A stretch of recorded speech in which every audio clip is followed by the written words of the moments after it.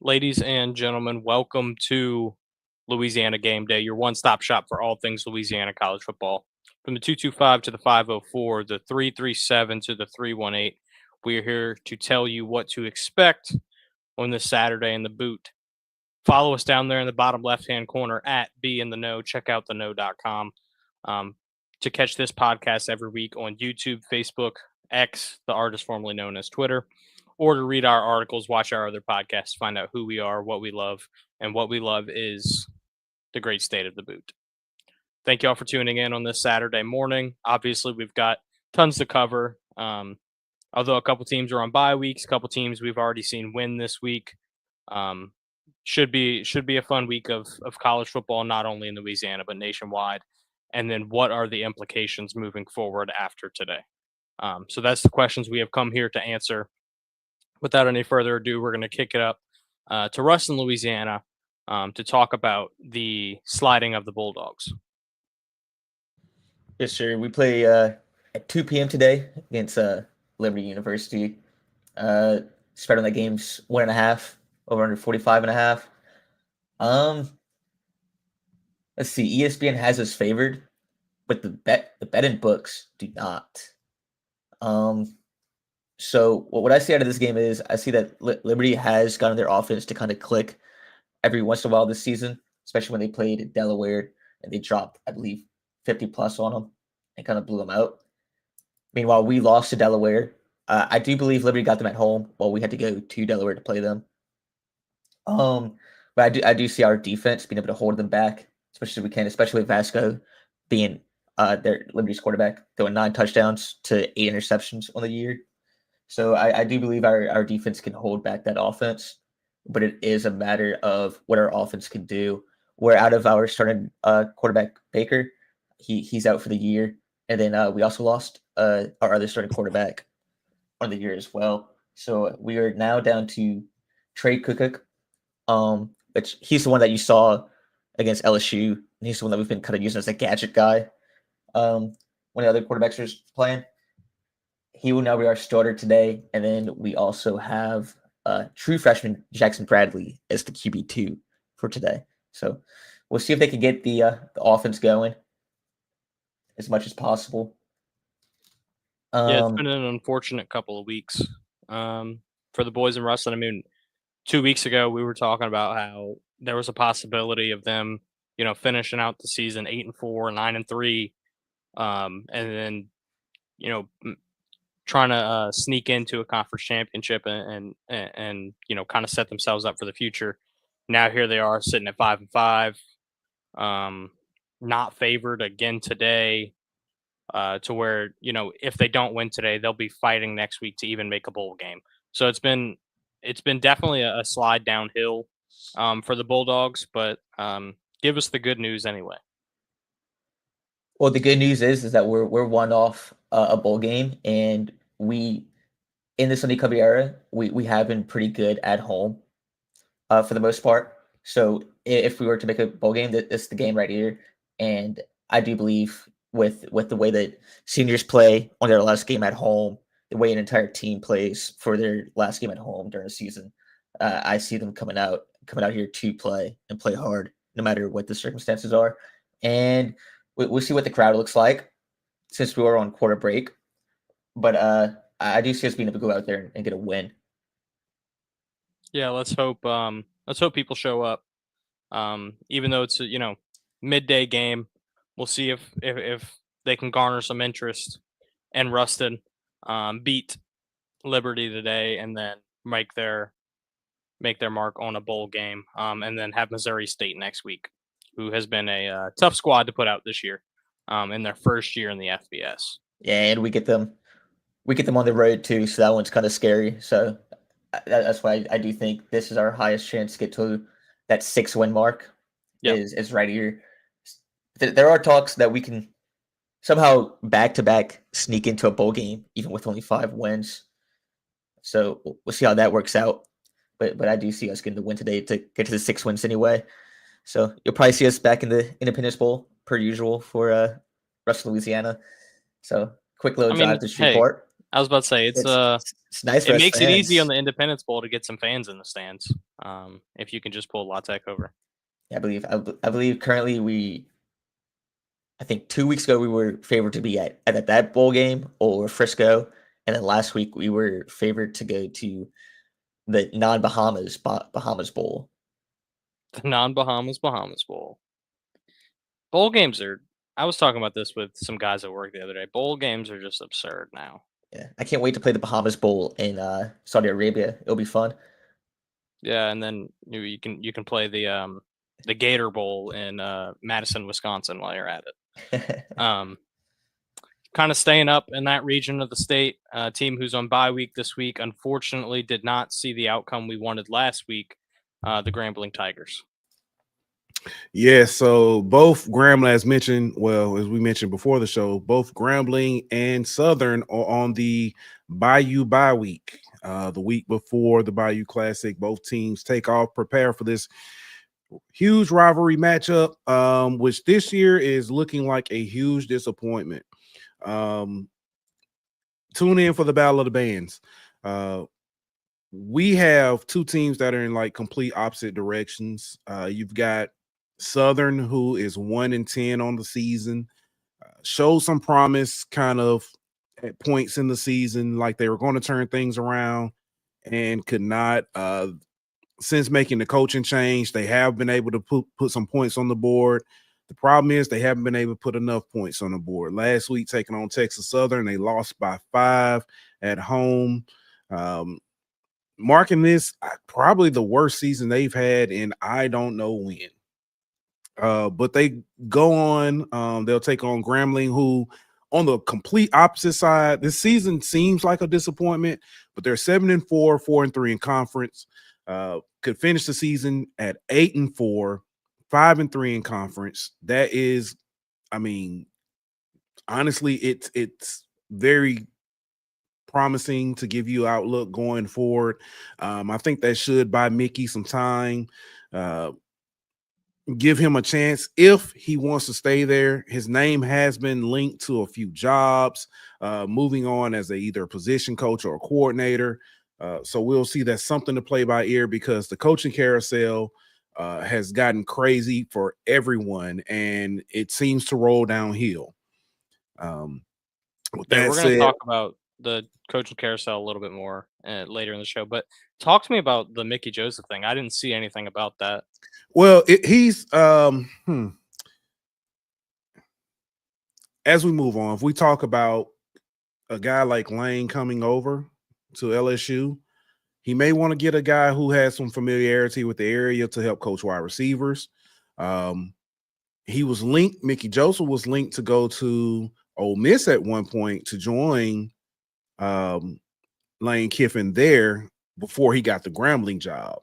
So all this again is just rumor mill and just some kind of talks amongst the crowds. But if we really want to get interesting and talk about the coaching carousel and stick with the HBCUs, the flight tracker also was tracking another flight in Baton Rouge. This time, this flight went from Baton Rouge to Boulder, Colorado, where they went to visit a young Marshall Faulk for the possibility of coming over to Southern. So that is something that's also to keep an eye on. At this point in the season, like we talked about last time, the storylines are more fun to talk about than the actual games at this point. But back to the Bayou Classic. We'll talk more about this next show, but I'm looking forward to seeing if Grambling can break this streak. If Southern finds a way to win this is definitely going to spell some big trouble in Grambling, Louisiana. So it's going to be interesting to watch. But like I said, Grambling has a chance of going 8-4 on the season, 5-3 in the conference, breaking that streak, building some momentum going into next year. Like I said, Southern is on the other side, just trying to find themselves, find a win. And it's like I said, complete opposites. When you look back at this Grambling season, you've had a game they lost by 1 point. You had a game against the SWAC West champs in Prairie View where you were in contention and you gave up 3 turnovers, well, 4 I believe it was 4 turnovers, to basically give Prairie View the ball to score. You stopped your momentum from scoring, and you lost by 2 possessions there. Then you had the game you just had against Alcorn last week, where Alcorn is starting to pick up steam. They were bottom of the pack, and all of a sudden they have found a way to be very competitive themselves. And they play spoiler to a lot of other teams. They played spoiler to, if I'm not mistaken, Texas Southern, who had aspirations of possibly being in the hunt. They played spoiler to Bethune-Cookman. They played spoiler to Grambling. So yeah, it's Alcorn. You want to talk about the duality of man. I mean, they lost to Northwestern State, which if you lose to Northwestern State, I mean, you kind of can pack your boxes. You're done. And then have turned it around this week. I think they're taking on Jackson State and have a chance to hit that 6th win, to hit that 500 mark. So that's a team who's really turned it around. Obviously not a Louisiana team, but in the bordering state, so we're close enough. We know them. They've had some big names come through that program. But Grambling is by record is the 2nd best team in Louisiana this year, and they're 7-4. We talked about this a little before the show started. This has been one of the worst years for Louisiana college football in general. I would hate to think it's our fault. I mean, you start the show and now we're not good. Kind of unfortunate. But I mean, between Grambling and Tulane, those are the only schools who are well above 500. Obviously, Southeastern can't leave Southeastern out of Hey, you're right. That's on me. Southeastern might be the best one out of all of them. Yeah. They've been playing some really good football down there. LeBlanc's not on here to talk about them, but they have been really, really good. Beat Nichols, and with the Riverbell Classic, I think it's called, something along those lines.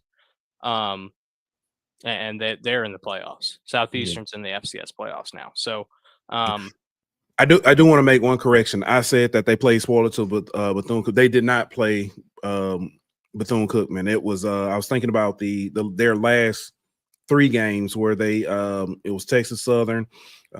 Southern thought that this could be a way to get into the win column, and they spoiled that. And then, of course, like I said, spoiling Grambling, and now taking on Jackson State, which if they beat Jackson State, that knocks Jackson State out of the SWAC championship, making way for Alabama State to go in and play Prairie View for the SWAC championship.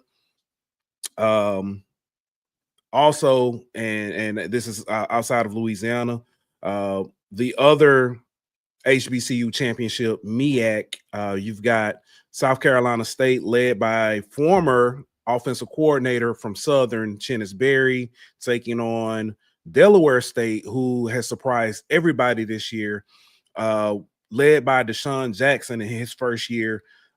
Both teams are undefeated in the MEAC, playing winner takes all, heads to the Celebration Bowl, waiting the champion of the SWAC for the HBCU National Championship. And that will take place today on ESPN Plus. Yeah, I mean, I think you said this a couple weeks ago. At this point, the storylines are better than the football. And for people who don't, necessarily tune into HBCUs, just because, I mean, they're not as widespread. The coverage isn't as widespread. If you're not looking for it, you most of the time won't find it. That's kind of where the best storylines take place, because they all kind of stay in the same, coaching tree, coaching carousel. This guy coached at 6 different schools, but he's staying in the same conference. So just staying in tune with those storylines has been really interesting. It's something I've tried to do a lot more this year with this show, and I really enjoy it. So if you guys don't pay attention, you might want to, because it's a whole lot better than what we've been seeing going on down Baton Rouge. So like we said, Grambling's in a good spot. Southern, not so much. I love the Marshall Faulk talk, though. I didn't hear anything about that, but I mean, the name alone puts fans in the stands. Yeah, the fear. I love it. it will bring some excitement. It'll put butts in seats, at least for the beginning. Sure. You're going to have to produce.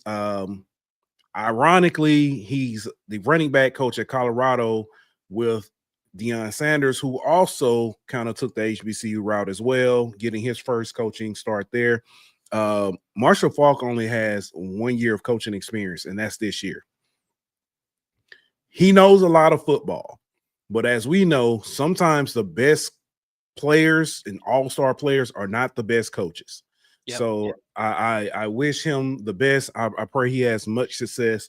When Southern's good, it makes all of HBCU better. Just having him there and hopefully he can turn some things around, get things going. We'll see if that comes to fruition. Again, this is all kind of just speculation and rumor mill at this point. But it is something of interest to watch. Yeah.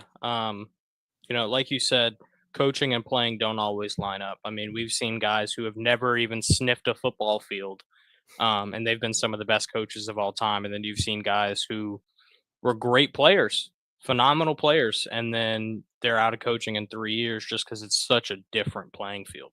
Yeah.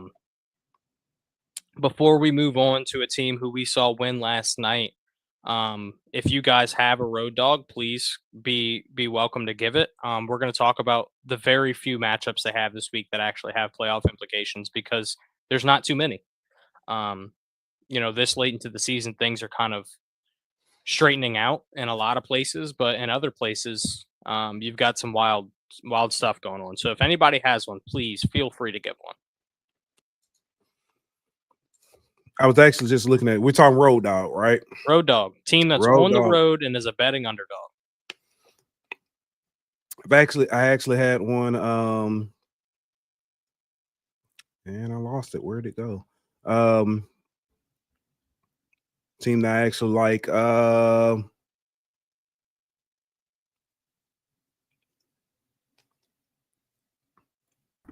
This one's tough. While they're looking for theirs, I'll give mine. I'm gonna go Arkansas, going to Austin. They're 9.5-point underdogs. But here's my thing about Arkansas. Look at who they've played and how they've played them. They haven't had a 9-point game almost all season. Their biggest loss was obviously to Notre Dame early in the year. That was a blowout. But every game since then, I mean, we're talking 34-31 against Tennessee, 45-42 against Texas A&M, who is one of the best teams in the country. They had a scare against South Carolina, but they're still a top 5 team in the country. Lost to 1 point last week against LSU, 3 points against Mississippi State. So these are like very, very close games. Arkansas is one of those teams where if you flip all of their one-score games, they're basically an 8-2 team. So they just have been on the wrong side of every matchup, unfortunately, wrong side of every scoreboard. But I think they're a pretty darn good football team with a lot of talent, and they play every team they play, and they play them close. I don't think Bobby Petrino keeps that job. That's a story for another time. I think that'll be a fun topic we can talk about, in the coming weeks. Is kind of the coaching carousel once things die down across the country. But they're playing number 17 Texas today. Texas is one of those up and down teams. They'll beat Vandy, and they'll beat Mississippi State, and they'll beat Oklahoma, but then they'll lose to Florida. They'll lose to Georgia by 25 points. So they're really just inconsistent. They're going to be at home, which obviously gives them a boost, but I think Arkansas is really good at playing their opponent to their level of talent. And I think they'll keep it within 9.5. If the spread was like 6.5, I don't know if I'd touch it. But it being close to double digits, I like Arkansas to cover that line. Not taking them to win, but I'll definitely take them to cover 9.5 going into Austin, Texas. Yeah. I did find the game I was looking at. Missouri 7.5-point underdogs to Oklahoma. This is a game where Missouri could possibly. I don't know if he's been ruled. I think the starter Prisbula was ruled probable to return. I'll double check on that. Keep going. But Missouri taking on Oklahoma. Oklahoma just had an emotional homecoming victory. Happy homecoming, Alabama, where he went to Tuscaloosa and knocked those guys off. I think this could be a letdown for Oklahoma. I think they win the game. However, that hook worries me. 7.5. Yeah, I think they can win by a touchdown or less. But so I Bo don't know about Pribula more. has been ruled out. Okay. So Mizzou will not be getting their quarterback back. However, they've also found a way to play games without him. Yeah, that That freshman, true freshman who's come in, he hasn't been lights out spectacular. But one thing Drinkwitz has done very well is mold his game, and mold the game plan to the team he has on the field. And Ahmad Hardy, who Louisiana college football fans should be very well aware of coming out of ULM, has played really, really well for the Tigers. So I like that. I think it's a letdown spot for Oklahoma coming out of Tuscaloosa. I think Missouri has everything in front of them. And if Eli Drinkwitz wants to get that Florida job or the Penn State job that he's been linked to, then beating Oklahoma and putting them out of the playoffs is a really good way to do it. What you got, Abdul? Well, would I be wrong if I said I'd take Western Kentucky to cover the spread of 24.5? You would not be wrong. It could go either way, but I'm not going to go with that. The one that and there aren't really good ones. I think you really pretty much took the only good one with the Arkansas game. But give me Coastal to cover the 24.5 point spread against South Carolina. I know. Wow, I didn't know that. I didn't know the line was that big. Yeah, it is, and that's what shocked me too. When I saw it, I was like, that might actually be the one that I take. And look, Coastal, they last week officially got eliminated from being able to make the Sun Belt Conference Championship game, but they have a lot to fight for. They got a big game next week against James Madison, and look, by no means is Coastal one of those popping off teams. They're 6-4. They don't really throw the ball a lot. They run the ball pretty well. But I don't know. I just don't see this game being a blowout in South Carolina's favor by 24.5 or even more. Probably going to be a closer game than what the odd makers are making this. So give me Coastal to cover this spread 24.5. Yeah, after what we saw last week from South Carolina, where they were up 30-3 at halftime against Texas A&M, and they find a way to lose that game. It's almost like you know how a chicken can run with its head cut off for a little bit, but eventually it'll fall. It's kind of what it felt like with the Gamecocks. Their head got cut off, and they were running, and they had the adrenaline left in their body, but eventually they fell. And it'll be hard to watch, Coastal come in there and not cover 24. That's a great line if you're the Chanticleers. So you said LSU was a 24.5 point favorite? Yeah. They haven't scored 24.5 points in the FBS game all season. Yeah, I'm with you. That's this what I'm saying. Very much be the game that they do. But this is an 8-2 Western Kentucky team. Not saying that they're 8-2, but they're a pretty good team for who they are. That's why I'm glad you went a different direction, because you all took one of my picks. I got scared that you were going to take mine as well. Yeah, give me West Kentucky. And I'm not even talking just the spread. They, as a person who had to witness that devastating loss to West Kentucky this year, it still gives me nightmares. They could beat LSU. Whoa. We don't need that bad juju on us, man. I hate to say it, but they could. No, listen. Yeah, I mean, LSU being a 24.5 point favorite over anybody seems kind of far fetched. Also, I have one more as well. Go for it. Give me Mercer against Auburn. Give me 9-1 Mercer to at least cover against Auburn. They're 9-1. Let me go back to it. I just thought it was a funny one. 27.5. Okay. Come on, Mercer's 9-1, and they've been. I'm gonna admit, I've never watched a Mercer game in my life, I think. But I don't know. DJ Durkin's fighting for his job down in Auburn. He might really have to beat up on Mercer to get an interview. So we'll see. We're going to talk about LSU a little more towards the end. While we're already on national stuff, let's just go ahead and cover the games I wanted to talk about. That way we can finish this out on a boot kick here. So I mean, we kind of covered Missouri and Oklahoma. That was one that I think has playoff implications because if Mizzou wins this game, Oklahoma's out. Yes. I mean, not 100% out, but they're pretty much out. I know you beat Bama, but if you're 8-3 in the SEC and you don't even make the conference championship game, that automatically puts 2 to 3 teams above you, and then you're still fighting against the Big Ten, ACC, depending on what happens with another game we're going to talk about in a second. That could have some implications. So you've really got to, if you're Oklahoma, if you don't win this today, your season's all but guaranteed for the Outback Bowl. Mhm.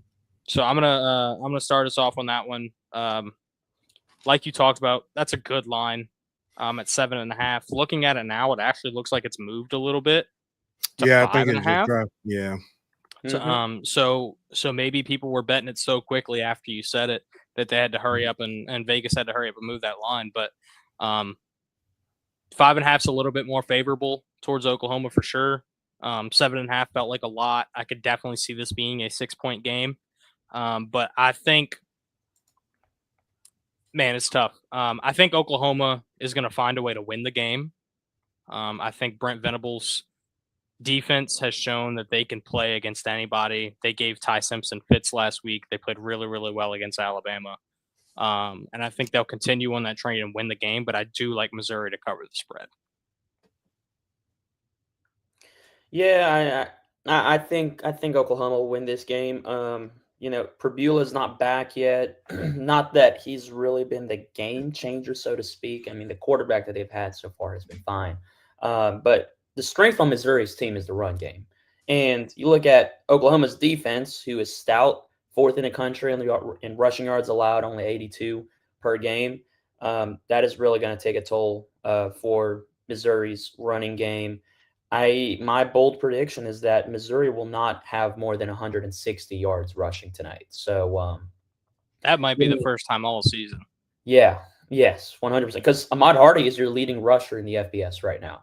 Yeah. So give me Oklahoma to win this game. I do think the spread's right where it needs to be, and honestly, I'd definitely slam the Oklahoma 5.5 here.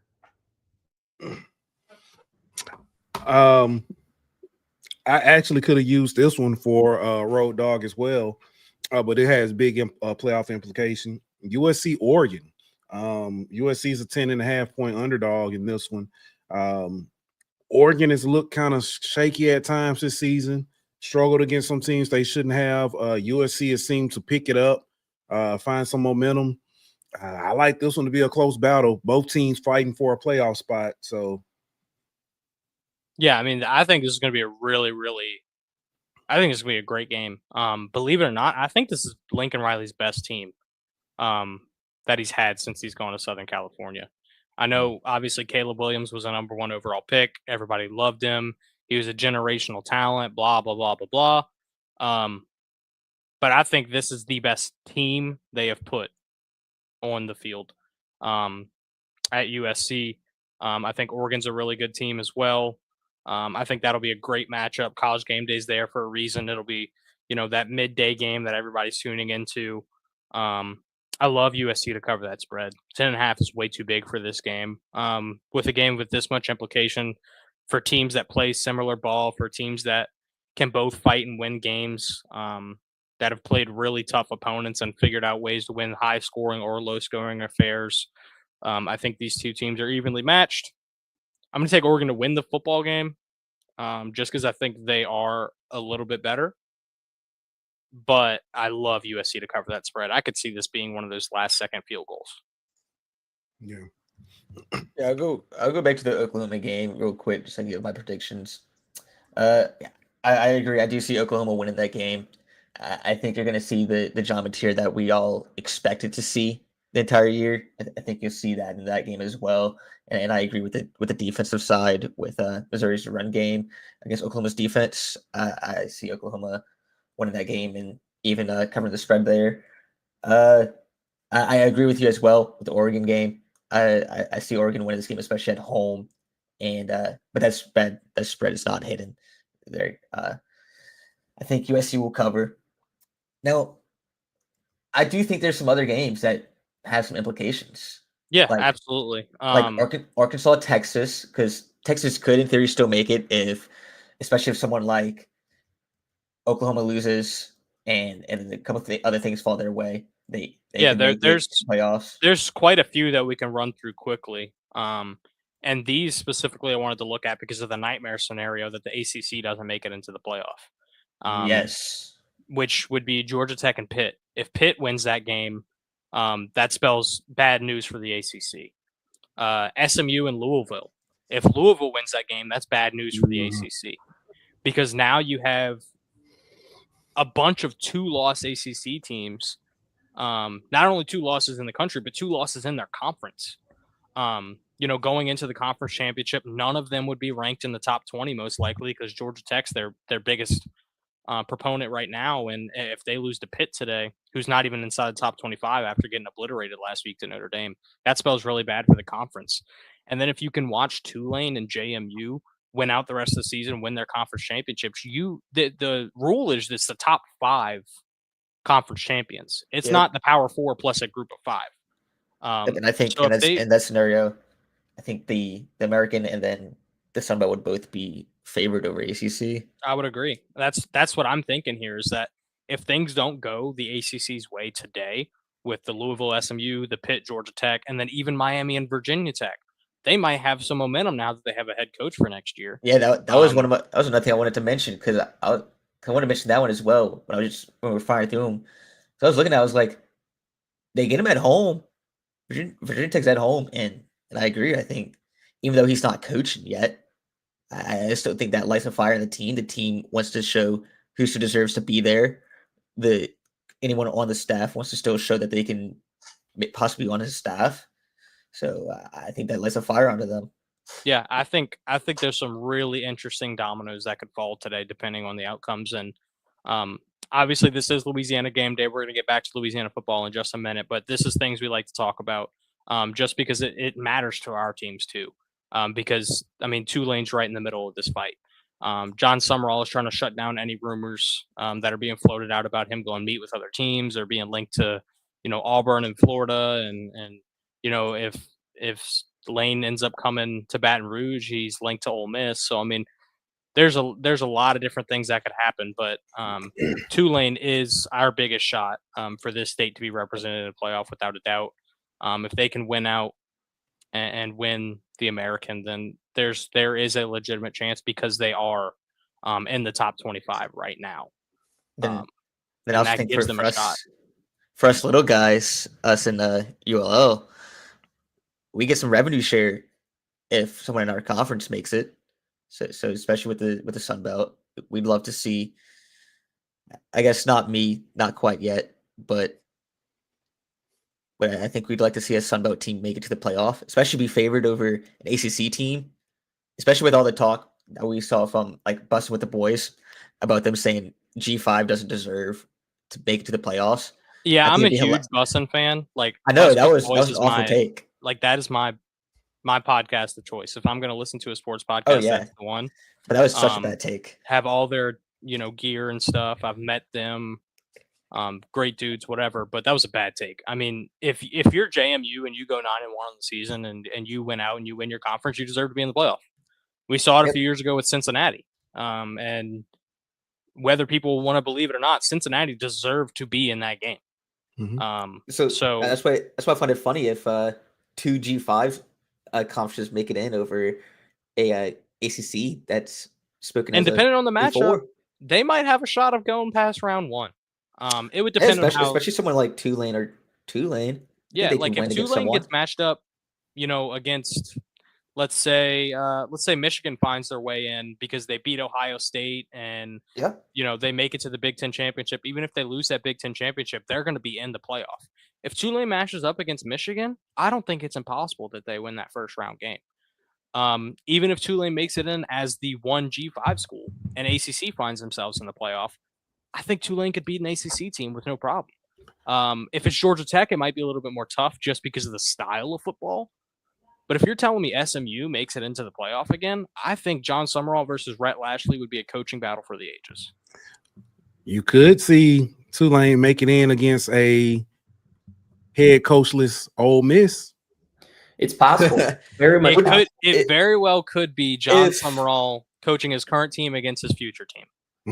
If they put both the American winner and the Sunbelt winner in, would they rank them the 11 and 12? I'd assume. Not necessarily, but probably. Not necessarily, but probably so. Yeah. I would assume yes. That way they don't eventually meet up. Yeah. So I would assume yes that they would do so. Because typically what we've seen in the past is the SEC Big Ten championship losers are the 9-10 seed. Yeah, and then I also, what if they FSU Ole Miss? Just say, hey, you don't have a coach anymore, so we're not putting you in the playoff. Yeah, they drop them out. I don't think they'll do it. It made sense then. It was a 14 playoff. They also wanted justification for having a 12-team playoff. But now with a 12-team playoff, you cannot leave out Ole Miss at this point. But is there a chance? Because there's a chance. Let's say ACC loses out, so they don't get a spot. You get the 2 G5s, and if Michigan beats Ohio State and then loses the championship game, Ohio State and Michigan both make it. I think there's a way that the dominoes could fall that even if Ole Miss wins out, they get knocked out if Lane Kiffin doesn't stay. Ole Miss, if they win out, so if they win this upcoming week in the – do they play anybody? They're on a bye this week. They're on a bye this week. And they only got the Egg Bowl that's left. If they lose that game and Lane leaves, they're out. I think if they win that game, they're out. I think if they win that game, it's going to depend on how they win that game. I don't know. Now, look, the committee will use Lane Kiffin's departure if he does leave to an advantage to lower Ole Miss down. That's going to be a guarantee. They're going to go down for sure. The question is whether they will still be in the playoffs or not. But that really makes this game against Mississippi State a must-win. Thus, why Lane Kiffin's not making an announcement until after the game. So especially let's say even if they favor SEC and Big Ten teams, right? If Vanderbilt and Texas went out, I could see them put in a ranked. I guess Vandy, if they went out, probably go up to 12, but outside the playoffs due to conference championship, people have to get in. I could see Vandy getting in over Ole Miss if they both went out. So I tell you, there's no way, absolutely no way they're going to leave out a one-loss Ole Miss team whose only loss is by a possession to Georgia at Georgia. There is no way they're going to leave them out. We've seen them do crazy stuff before. Yeah, not in a 12-team playoff. I think we need to do a playoff bracket video just specifically on that. To where it's on a different platform. We can talk about it, put it out. Let's continue on with our Louisiana teams. We talked about Southeastern earlier. They beat Nichols to pretty much lock up their spot in the FCS playoffs. But another team won last night as well, taking on Arkansas State. They were the betting underdog. I would know because I bet on them to win, and they did so. Shout out to Lunch Winfield. Shout out to Bill Davis. Louisiana, as they call themselves. I'm always going to leave the extra L on there. Sorry about it. ULL goes in and wins the game 34-30. Abdul will give us a breakdown. Well, you got to leave that L out because they didn't take one on Thursday. So they have a losing record. I'll leave it in until they can prove to me they're above 500. All right, we'll see. Leave it in. No, it was a really great game. I mean, whether you were a fan of either team or you were not a fan of either, I think that was one of the best, if not the best, Thursday night football, college football game I've seen all season. It had everything you can look for in what we call the Fun Belt.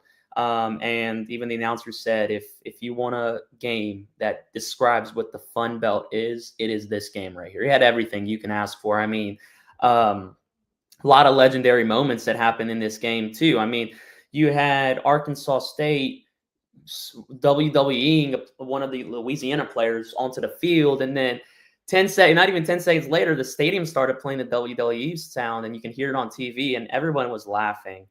You had Lunch Winfield shaking hands with the officer, which obviously made headlines and could honestly be one of that picture of Lunch Winfield and that shaking that officer's hand could probably be one of the hardest pictures in college football history, given what happened last week with the Texas A&M officer.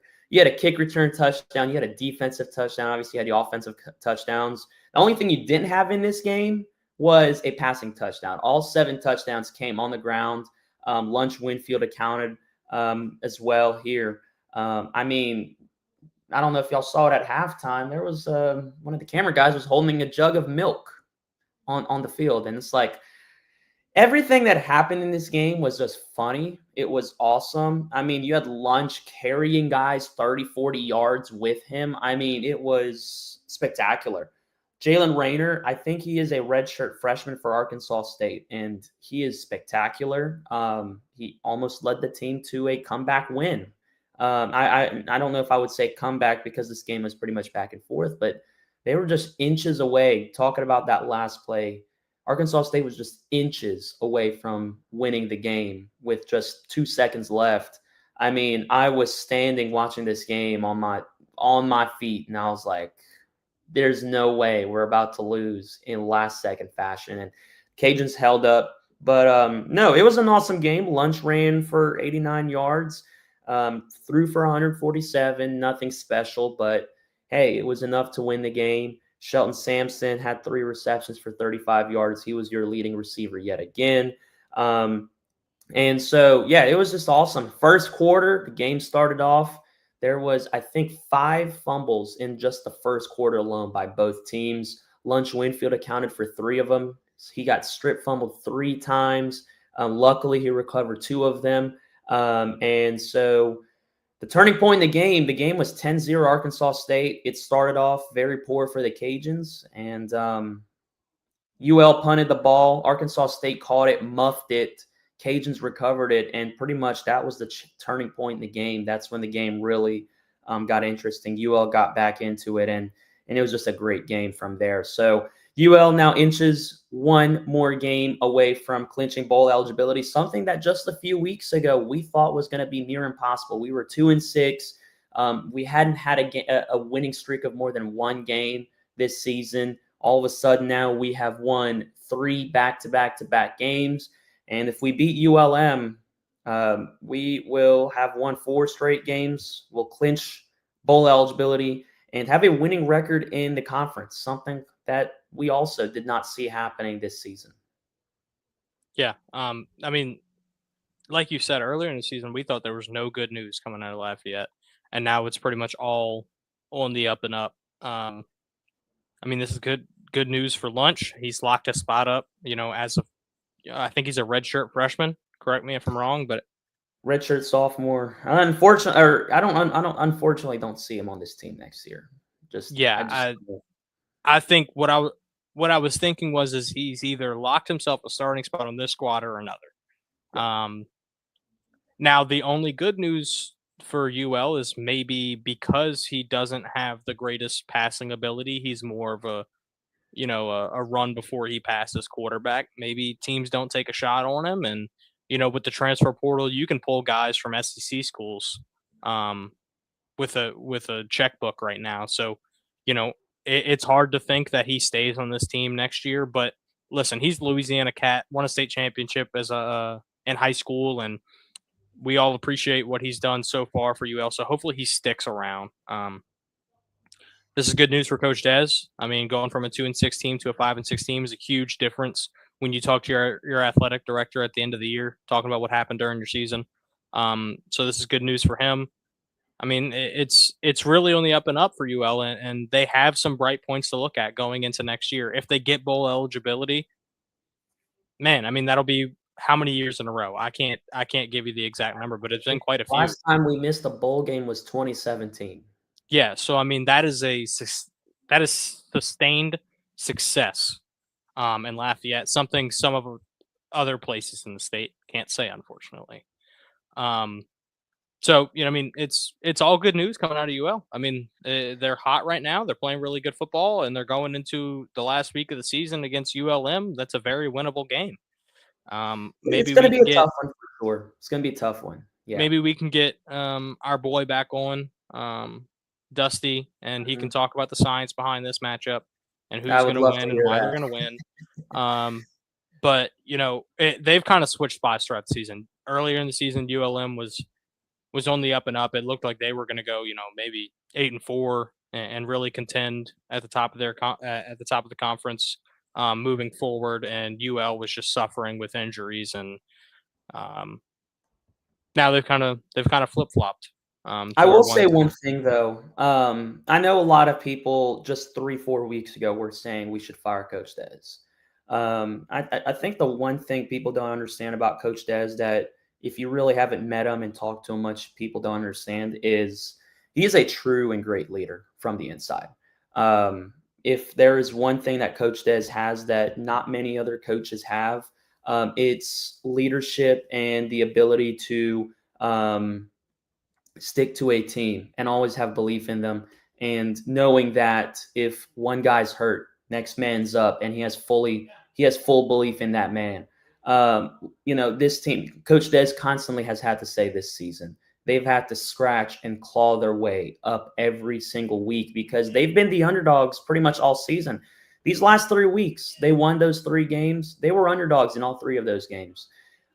This past week, you had 17 players who were out. 7 of them were obviously suspended from the brawl that happened after Texas State. One of them obviously is a star safety, redshirt senior who's not going to play another snap in college football anymore. And you were short 3 DBs in this game. 3 of them were starters. He had full belief in this team. And I don't know if you can really blame Coach Dez for all the injuries that has happened this year, because truly this is the reason why this team is 5-6, is those injuries. We've just been constantly injured. This offensive line. In my life, I don't think I've ever witnessed a team where 10 offensive linemen have been injured at some point in the season, where you've had to resort to second and even third string linemen to be able to lead you on offense. So yeah, they were pulling guys out of kinesiology class and being like, "Hey, you're yes, 6'4", come play." yeah, it's crazy, but you got to give credit to Coach Des for keeping this team together. This team has always wanted to fight, and even when they were 2-6, they had full belief in themselves. I remember sitting in the media room with Coach Des, and he was like, and lunch was like, we still got bowl eligibility. We got faith in our team, and I'm sitting there. We're 2-6, and I'm like, are we really sure we're about to win against Texas State, against Arkansas State, against ULM, against South Alabama? We're going to go 4-0 and make a bowl game. Never in my life did I think that would be possible. This team right now is 1 win away from doing so. So kudos Yeah, to Coach Des. Kudos to the team. They keep fighting. And I just, if they make a 13th game this season, Coach Des said it, this would be the proudest he's ever been as a head coach. yeah. I mean, you think about some of the best coaches in the history of the game, and they're not X's and O's coaches. They're leaders of men. Nick Saban has admitted multiple times he's not an X's and O's guy. Um, Bill Belichick, although his run at UNC hasn't been going great, he was not an X's and O's guy up in New England. You look at current coaches like Dan Campbell up in Detroit. He's not an X's and O's guy, but that team has sustained success. So if Coach Des kind of fits into that mold, then he doesn't have to be the you know spread offense beating you by 35 points, trick play, outrun you every play. Does he believe in the team and the team believe in him? And if that is the case, then your coach is more than likely going to be successful. One coach who was not successful this year because he no longer has a job is Brian Kelly. That is someone who it felt like the team did not believe in him and he didn't believe in his team, and that's why he's gone. So there's a head coaching vacancy right now at LSU, obviously. There's a lot of talks about who's going to be our next coach. And, there's a bunch of rumors about Lane Kiffin right now. His family flew in to the airport, checked out Baton Rouge. They're making a whole stink of it in the media with the AD at Ole Miss saying, don't focus on what he's going to do in the future. Just focus on the now. We're a playoff team. We've got our biggest game of the year in the Egg Bowl coming up. And it's just a really strange situation going on right now, especially with the rumors of what that contract could look like if Lane Kiffin does come to LSU, that Ross Dellinger put out yesterday. So there's just a lot of talks around our season, but let's focus on Western Kentucky because, like we talked about earlier in this episode, it's not a guaranteed going to win by double digits. LSU has not played fantastic football all year.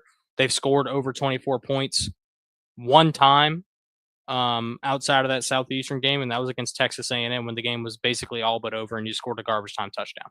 So they haven't really earned their way to a ton of points this year. The one thing I will say is you can tell the players love Frank Wilson. And like we were just talking about with Coach Dez, is if the players want to fight for their coach, they are going to fight for their coach. And that is something they're doing right now for Frank because they love him. I mean, he is a Louisiana guy through and through. He doesn't have the best record as a head coach when it comes to the actual on-field product, but you can tell the players love him. You can tell by the way they play. You can tell by the videos inside and outside of the facility, in the locker room, during the game, after the game, before the game, whatever the case may be. The LSU Tigers are playing with their hair on fire, and although the on-the-field product hasn't been what we wanted, they've got a chance today to really right the ship against a Western Kentucky Hilltoppers team who is 8-2. They're not a bad football team by any means, just because they're not, in the Power 4, or at this point, it's really the Power 2, if you think about it. But just because Western Kentucky's not on up there with all the big name schools, it doesn't mean you can overlook them. We talked about the spread; it's 23.5. It's hard to think that LSU could outscore anybody by 23.5. So that'll be an interesting plot point for tonight. Obviously, late game tonight in Death Valley, 6:45. Place should be rocking. I hope they keep it that way. I hope fans show up and actually participate in the game. That's something we've struggled with this year because as much as we love Death Valley at night, LSU fans are fickle, man. If you're losing by 10 at halftime, they're leaving, which is sad. It should never be that way. But it's what we've seen kind of in the Brian Kelly era. So hopefully things start to turn around and we can push towards the end of the year, finish 8-4. But we gotta take what's in front of us right now. Last week we beat Arkansas by one singular point. Wasn't the greatest game we've ever played, but we found a way to win. Michael Van Buren, I think, showed enough to prove that he could play the rest of the year and can show that he's a college football quarterback who deserves to be a starter somewhere in the country. I think things will change once we find our new head coach, whether he stays and he plays next year or we get a transfer in or whatever the case may be. I think he still has some to prove, but the best part to me was we were able to run the football for the first time all year. 160 yards on the ground, split up between Caden Durham, Harlan Berry, and MVB. So I think, if we can just stay sound, don't turn the ball over, play good football. I don't care if we cover the spread. Let's just win the game convincingly enough to prove that, that we aren't in the complete dumps of society, that we can actually win a football game. If you go out there and win the football game 35-17, very happy about that. I think Whit Weeks is supposed to be back tonight, which is huge for us. He hasn't played in a really long time. Now that maybe, Lane's daughter whispered in his ear that he signed a contract in Baton Rouge, Whit's suddenly healthy again. I mean, again, Landry is a witch. There's no ifs, ands, or buts about it. She did some witch doctor voodoo and killed our boy Whit, but now he's back to fight. It couldn't be any better time that Whit comes back. Dude, I'm telling you, 10 full hat conspiracy theory. This was all planned from the beginning. It's weird. Oh, yeah. It's very strange. Lane Kiffin is an evil, evil man. He's not an evil man if he becomes my head coach. I'll tell you that. I was never a fan of the Brian Kelly hire. I said it from the day he got hired to the day he got fired. I was not a fan of Brian Kelly in Baton Rouge. If we hire Lane Kiffin, boy, oh boy, we better win some natties because if we don't, this fan base is going to light the stadium on fire. He's very much Especially that capable of doing it. Very much capable of doing it. Unfortunately, I like Lane Kiffin. I hate for him to go to LSU, but no, if he does land a job there, well, obviously he has the opportunity. If Yeah. LSU can land the job for Lane Kiffin, I think there will be national championships that would be won. I agree. If none are won within the first 3 years, it'll be ruckus in Baton It's going to Rouge. be hot. It's going to be hot. And I think, honestly, he's got to start with making the playoffs. He's proven he can do it with Ole Miss. I mean, we were just talking about them a few minutes ago. That they should, beyond all doubt, if they win this Egg Bowl, they should be in the playoffs. There's no ifs, ands, or buts about it. Except he probably won't coach in it. I disagree. I think his first move at LSU should to be out in the PMAC, come out and put on a fake like Southern Louisiana accent. I think that's his first move. It's a classic Lane Kiffin troll job. Come on. I will officially enter the transfer portal for fandom if he comes out there and does that. However, the reason Lane would do it would be so different than the reason Brian Kelly did it. So he'd do it to troll BK. Come on. Yeah, absolutely. I think Lane's he's an interesting guy. He's been through a lot of different eras of his coaching career. The USC Tennessee debacles, going to the NFL and being the Raiders head coach, going down to FAU to prove himself again, and then now he's at Ole Miss, and he's the hottest commodity on the market every single year when a head coaching job opens up.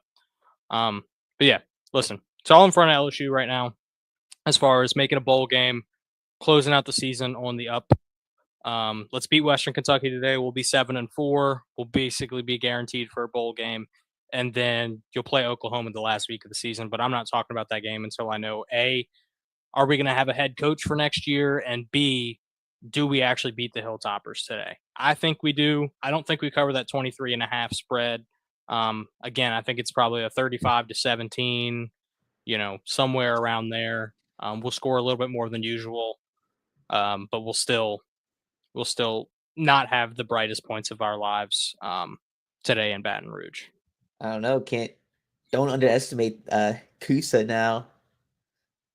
Can't underestimate. I'm not going to pretend to know who Kusa is. Conference USA. Oh, okay. I thought you meant Kusa. I was like, who is Kusa? these big guys, the SEC. This disappointed. Guy. Hey, listen, we already beat y'all this year. We can continue our streak. Come on. I think today is a breakout game for Michael Van Buren. I hope so. I love Michael Van Buren. I love him, man. I think he should have been the starter. He should have been the starter after like the first sniffing that Nussmeier was hurt. Yeah, I think this is a game that will put false confidence into LSU going into Oklahoma next week. They have nothing to lose against Oklahoma. They can have real confidence, fake confidence, false hope, real hope. No, Lakers in 5. I don't. Let me rephrase. This will put fake confidence in the fans, and fans will be. Oh yeah. I think this game will be. He will have such a good game, a efficient game, where fans will be like, "I think we are going to beat Oklahoma." I hope nobody thinks. I mean, they're going to think that. You're 100% correct. But people need to realize that's a whole different thing, man. Yeah. Beating Western Kentucky and then playing Oklahoma in Norman. Ooh, especially if they have the playoffs on the line, man, that'll be an ugly game for my Tigers. Being a spoiler is so fun. Yes, we wouldn't know. We never get to do it. We did it to A&M actually last year or 2 years ago, whenever that was. We got to spoil Alabama, Brian Kelly's first year. Oh, also true. I try to erase all the BK years if I can, in my brain. But anyway, last question: do y'all think Lane Kiffin is LSU's head coach? Yes or no? I will stick to what I said before. Lane Kiffin goes to LSU, Summer all to Ole Miss, Drinkwitz to Florida. That's my prediction for the start. That's my prediction still now. That is literally so in my office at work, I have not a dry erase board, but a dry erase wall. They painted over the wall to make it a dry erase board, basically. And I wrote down all the open coaching jobs and who I think takes the job, and I have those exact 3 names in those exact 3 places. And Some I are was on right Ole with Miss, Kiffin at LSU, and Drinkwitz to Florida. I think I did it like 3 weeks ago. So and I had the James Franklin going to Virginia Tech. So I also had that. I'm 1 for 13 or however many jobs are open. I actually think Drink goes to Penn State, and Florida is stuck getting a G5 coach again. Okay. Interesting. I think they're going to aim for Dillingham as well, and they're going to miss. I don't think Dilly's leaving. I think Dilly loves that school. Yeah, I think Florida's going to aim, and they're going to miss. Sorry, Abdul. I think you're good. School, I wanted you to finish. As much as I would hate to say it, yeah, I do think Lane Kiffin's for sure out. You don't do everything that you've done, and he's going somewhere. And I hate it because it does not show loyalty to the team that he's at right now.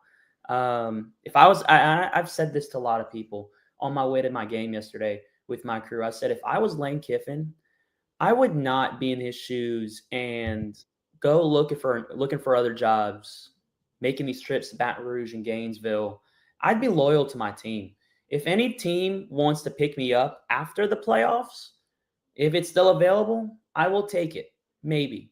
But I'm not going to think about it while my team's ranked 6 in the country, potentially could be ranked in the top 5 if you win the Egg Bowl and have a really good chance. I do think they can win the SEC championship game. If they do beat Mississippi State, I do think they can win. I do think they'll end up with a bye in the top 4. They might end up beating Texas A&M in the SEC championship game. I'm assuming they're the top 2 teams, right? So no, Georgia's actually. It's basically A&M versus Georgia right now. Something catastrophic would have to happen for Ole Miss to make it.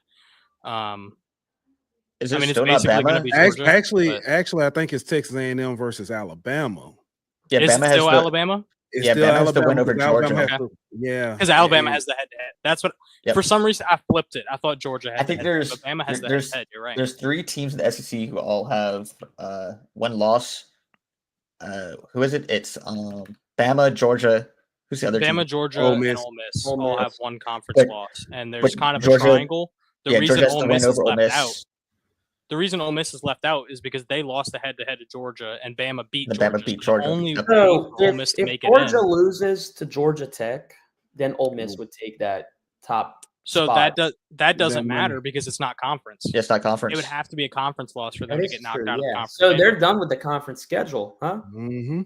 The only hope Ole Miss has is that Bama loses in the Iron Bowl.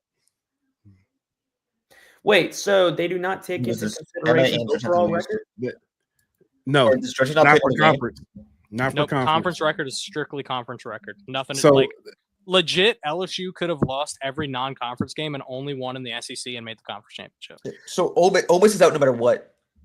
out of the conference, There's like one really weird scenario where A&M and Bama both lose, and depending on the size of the loss, like if Bama loses by 30 to Auburn, like Ole Miss would get in against Georgia. It's really strange, man. Look, Texas A&M and Texas could be a trap game next week. yeah. What There's Ole Miss? a lot of things that could happen over these last 2 weeks. Ole Miss can't take Georgia's spot though. Bottom line, Ole Miss is No, it would be Ole Miss versus Georgia if A&M and Bama both lose. Mm-hmm. Would it? Yeah, would Texas A&M not? So what? I guess does it matter based on? It depends. It depends on because it would be strength of schedule, and A&M doesn't have a high strength of schedule because they've played the lower SEC teams like LSU and South Carolina and Mississippi State. Yeah, Bottom line, interesting. Very interesting. Ole Miss is ranked 6. If they win against Mississippi State, they probably will not fall out of the top 6 or top 7. Yeah. I would unless so. What's his name, Lane Kiffin leaves, then there's a scenario where I do think that Ole Miss could drop to 9 or 10. I can see it happening. I see it happening. I am now hoping that Lane Kiffin leaves Ole Miss just so I could prove that point. because just to see what the committee does. You just see what the committee. I want to see what the committee does. Obviously, we haven't seen it in this 12-team college football playoff era, and we really shouldn't have to see it because I do think this is a ridiculous move by Lane Kiffin. But then again, it's his life, it's his money, I guess, because that's all the deciding factor is. Let me tell you what would happen. I'm sorry. No, yeah. Go ahead. If they leave a one-loss one-loss SEC team out, and the ACC doesn't make it, you might as well abolish the NCAA. I can tell you that now.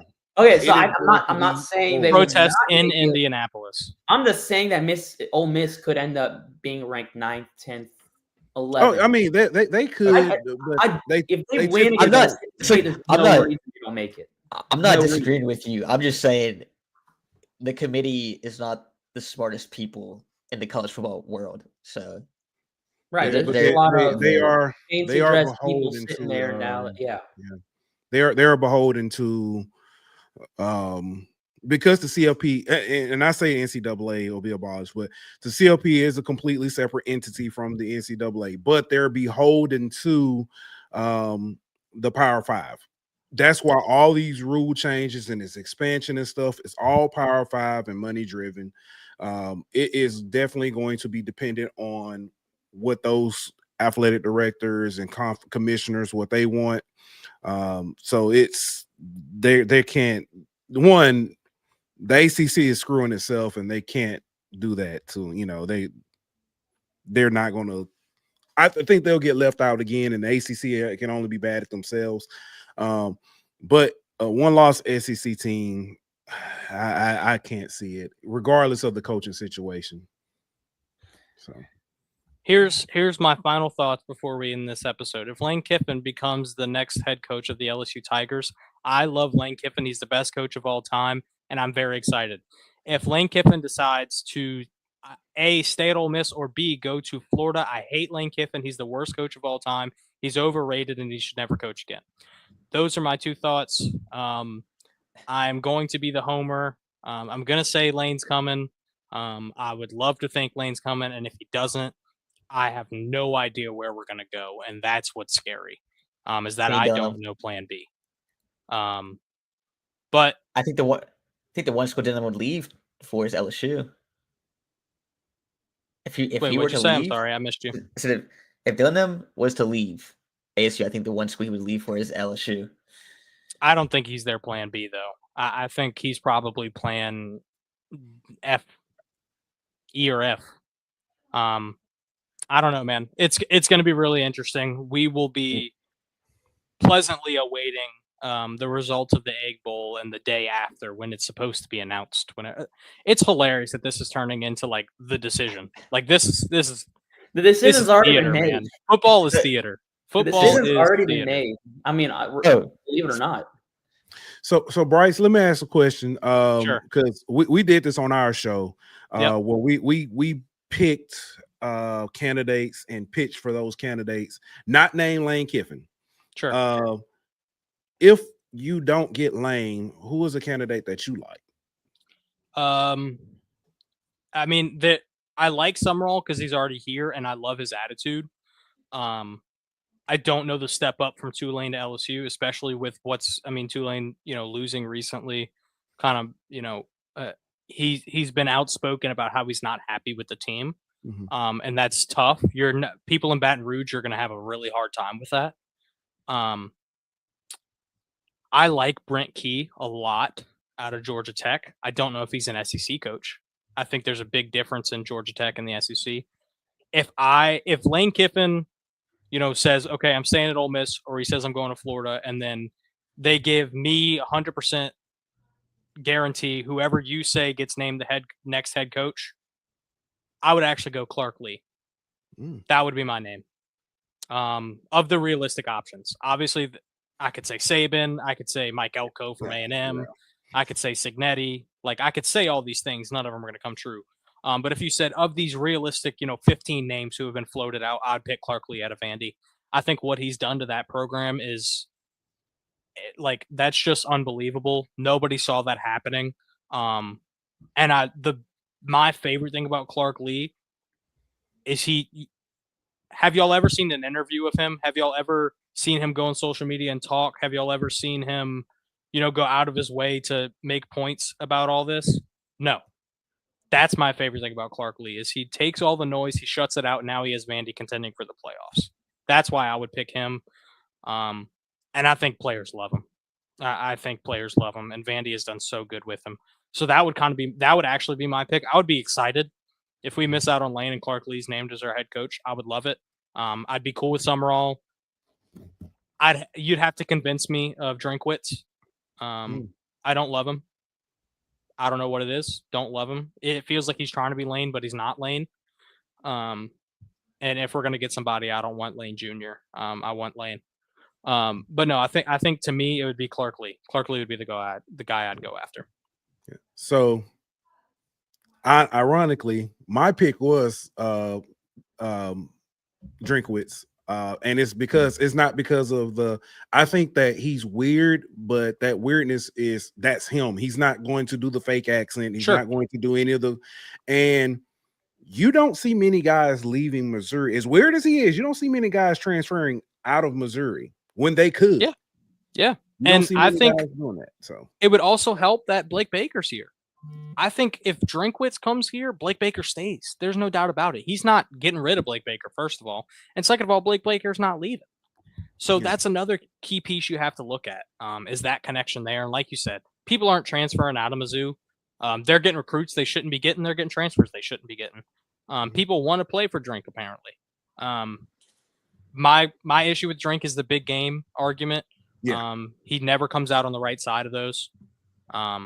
And he is a little strange. You'd have to convince me of him a little bit. But if we can come in and first season under a new head coach, go 10 wins, I might warm up a little bit. Yeah. But for me, I think it's Clark Lee. That's my guy. I love him. I think he's the other name, my co-host, and I have to give him a shout out and represent for him because he's kind of convinced me of this one as well. Matt Campbell at Iowa State. Oh, I think Matt Campbell's a dark horse for the Penn State job. Yeah. He's not getting talked about at all. But if Matt Campbell gets named the head coach at Penn State, I'm not surprised one bit. I think he's a phenomenal football coach. Arkansas as well. I think he's a phenomenal football coach who's got boxed into a corner because he's in a really tough spot. Like nobody wants to go to Iowa State. Like that's just not it's hard. It's hard for him to recruit when you don't have big time alumni, you don't have a lot of resources, you're in a bad spot of the country. And he is consistently won with people who you've never heard of and never will hear of again. I mean, yeah, sure. Brock Purdy's been good. They've had a couple receivers come out of Iowa State. Somehow they all ended up on the Texans, but I think Matt Campbell's Breece Hall, David Montgomery. Yeah, I mean, they produced some guys, and those guys love the school they went to, and that has to do with Matt Campbell. So, I think he's a great football coach. I would have to, feel out more what he would do in the SEC, kind of because it's so different. But no, I think Matt Campbell's a phenomenal football coach. That's a great poll. Yeah. All right, I think we've done plenty enough work here, not only on LSU and the HBCUs around the country, not only from the Bulldogs up in Ruston and the Cajuns down in Lafayette, but the national landscape. And like I said, we might have to get together and do an episode just about some national stuff going on, because just because we're from Louisiana and we talk about Louisiana college football doesn't mean we don't pay attention to the nation. So maybe we'll get together, do that, and talk about it once the playoffs are, set in stone. We can talk about who we see winning it, what the fallout could be, and then obviously once LSU finds the man who's going to be at the helm going into the future, we'll cover that as well. Speaking of the playoffs, and not in a FBS level, but a FCS level, tomorrow is Selection Sunday for the FCS. So we're figuring out who makes the playoffs in the FCS. Lineup LeBlanc obviously couldn't make it today, but we'll see if the Southeastern and Louisiana Lions can make it after their win against Nichols. They've looked really good this year, and we shall see if they make the playoffs or not. Yeah, I really hope they do. That would be sick. I mean, if Southeastern makes the playoffs and they get a home game, I might go 45 minutes down the road and try to watch it at Strawberry Stadium. I think that'd be sick. Also, shout out to a former classmate of mine. He's the play-by-play guy for Southeastern on ESPN. So shout out Logan. All right. We appreciate everybody for watching in. It looks like we got probably the most views we've ever gotten on one of these today. Could it be because we were on here for a long time? Possibly, but hey, when Lane Kiffin's the topic of conversation, you're going to talk. Especially when Abdul says an absurd thing like Ole Miss is missing the playoffs. But we'll be back to that later on. We want to thank everybody for watching in. Make sure to check us out on all socials at Be in the Know, as well as theknow.com. Not only for episodes like this, but for articles, our individual podcasts, bios on who we are as people, what we enjoy, what we do. And you can find all of our individual socials there as well.